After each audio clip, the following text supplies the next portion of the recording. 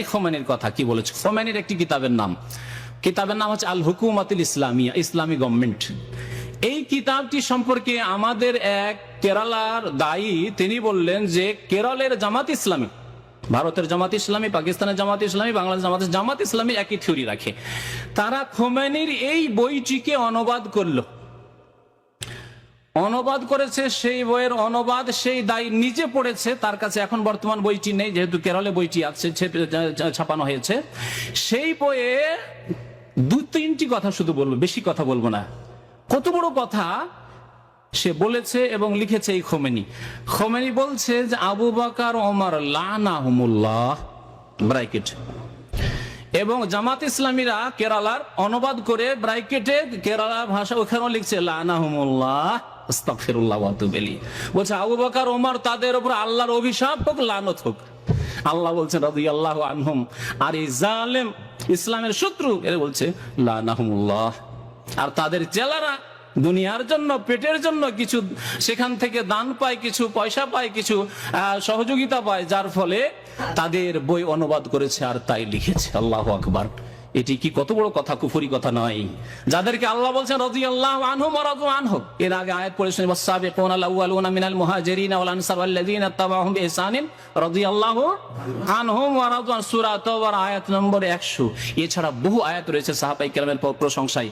আল্লাহ পাক রব্বুল আলামিন কোরআনে কারিমে সূরা হাশরে বলেছেন ওয়াল্লাযিনা জাউ মিন বাদিহিম, যারা পরবর্তীকালে আসবে সাহাবায়ে কেরামের পরে, ইয়াকুলুন রাব্বানা ইগফির লানা ওয়া লিইখওয়ানিনা আল্লাযিনা সাবাকুনা বিল ঈমান, তারা বলবে আল্লাহ আমাদেরকে মাফ করে দাও এবং আমাদের ভাইরা যারা আমাদের পূর্বে চলে গেছেন, আর সবচেয়ে শ্রেষ্ঠ ভাই আমাদের সাহাবায়ে কেরাম রাসূলুল্লাহ সাল্লাল্লাহু আলাইহি ওয়াসাল্লামের পরে, তাদেরকে আল্লাহ তুমি মাফ করে দাও। ওয়া লিইখওয়ানিনা আল্লাযিনা সাবাকুনা বিল ঈমান, ঈমানের অবস্থা আমাদের পূর্বে যারা চলে গেছেন। ওয়ালা তাজআল ফি কুলুবিনা গিল্লাল লিল্লাযিনা আমানু, এবং যারা ঈমান নিয়ে এসেছেন তাদের বিরুদ্ধে আমাদের অন্তরে কোন রকমের কালিমা, বিদ্বেষ, শত্রুতা সৃষ্টি করে দিও না। তাহলে যারা সাহাবায়ে কেরাম সম্পর্কে যারা শ্রেষ্ঠ দল, এই উম্মতের শ্রেষ্ঠ ভাই যারা আমাদের, তাদের সম্পর্কে যারা এরকম বক্তব্য করেছে, তারা কেমন ইমাম বলুন তো দেখি? কুফরির ইমাম তো হইতে পারে। আল্লাহ পাক কুফর ইমামের কথা কোরআন উল্লেখ করেছেন, কাতিলু আইম্মাতাল কুফর। কিন্তু আইম্মাতুল মুসলিমিন, মুমিনদের মুসলিমদের ইমাম, মুসলিম জাতির ইমাম কখনো হতে পারে, অসম্ভব। যেই ব্যক্তি কোন এইরকম ইসলামের শত্রুকে, সাহাবায়ে কেরামের শত্রুকে ইমাম বলবে, তার ঈমান যে কি হবে আল্লাহ পাকই ভালো জানে। এটাও শুনে রাখুন। কারণ ইসলাম বিনষ্টকারী বিষয় হচ্ছে যে যেই ব্যক্তি কাফেরকে কাফের না বলবে, মুসলিম বলবে, এতেই যদি ঈমান নষ্ট হওয়ার আশঙ্কা থাকে, তাহলে যদি কেউ কাফেরকে, যে মুসলিম নয়, তাকে জালিম, এত বড় জালিম কাফেরকে যদি বলে যে সে ইমাম, তাহলে তার যে কি হবে আল্লাহ জানে, তার দশা যে কি হবে আল্লাহ পাক রব্বুল আলামিন ভালো জানেন। আল্লাহ পাক যেন হিদায়াত করেন ওই সব ভাইদেরকে। আল্লাহ পাক রব্বুল আলামিন যেন আমাদেরকে হক কথা বুঝার তৌফিক দান করেন। একটি কথা বললাম, আরেকটি শুনেন।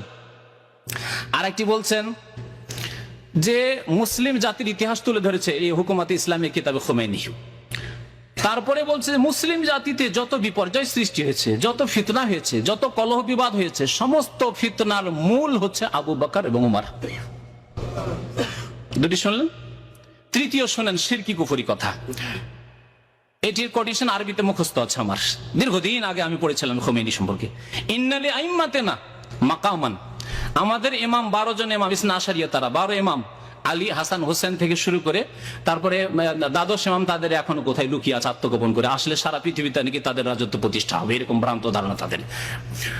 তো বলছে ইন্নালি আইম্মাতিনা মাকামান, আমাদের ইমামগণের আল্লাহ পাক এত মর্তবা, এত উঁচা মাকাম, স্থান দান করেছেন। লা ইয়াবলুগুহু মালাকুন মুকাররাবুন ওয়ালা নবিয়্যুন মুরসাল, যেই স্থানে আল্লাহর নিকটবর্তী ফেরেশতা জিবরাইল, মিকাইল, ইসরাফিলও পৌঁছতে পারবে না, আর কোন নবী রাসূল মুহাম্মদ সাল্লাল্লাহু আলাইহি ওয়াসাল্লাম, ইব্রাহিম আলাইহিস সালাম, মূসা, ঈসা, নূহ, কোন নবীও পৌঁছতে পারবেন না। বলুন নাউযুবিল্লাহ। এই আকীদা হচ্ছে খোমেনির, যাকে বলছে সাইদি সাহেব। শুনলেন তো?